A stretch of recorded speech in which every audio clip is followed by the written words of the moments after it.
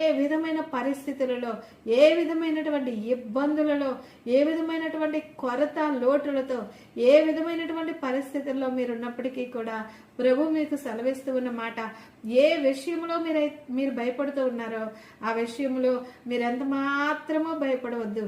చూడండి, పిల్లలు భయపడి నాన్నా అని పిలిచినప్పుడు అతన్ని పరుగు పెట్టుకుని వచ్చి ఆ బిడ్డను మరి ఎత్తుకుని భుజం మీద వేసుకుని, భయపడొద్దమ్మా నేను వచ్చేసాను అని చెప్పినప్పుడు ఆ బిడ్డ ఇంకా భయపడతారా?